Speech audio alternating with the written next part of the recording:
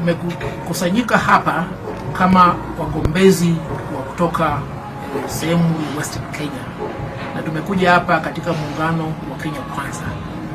Kwa msingi leo mkutano ulijumuisha wagombezi kutoka katika chama cha UDA na chama cha LC. Kwa nini tumekusanyika hapa leo? Tumekusanyika hapa leo kwa sababu tarehe 28 Februari ndio siku ya mwisho ya wagombezi kuwakilisha nafasi yao ya uteuzi. Na tumesema kwamba kwa sababu katika muungano wa Kenya Kwanza tuna mgombezi mmoja wa kiti cha ugavana, na huyo mgombezi hapo katika chama cha UDA, Mheshimiwa Bishop Margaret Wanjiru.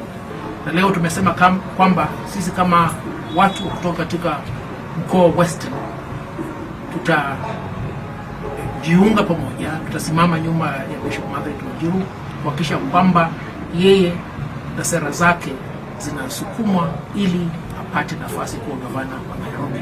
Na kutokea leo tunapatana sisi sote kuhakikisha kwamba tunapoomba kura ya gavana, tunapoomba kura ya seneta, tunapoomba kura ya mjumbe, tunapoomba kura ya mwakilishi diwani, tunapoomba kura ya mjumbe anayewakilisha wanawake, na pia tunapoomba kura ya rais, tunaambatana pamoja, lakini la msingi kuhakikisha kwamba Bishop Margaret Wanjiru anapata nafasi ya kuwakilisha watu wa Nairobi kama gavana.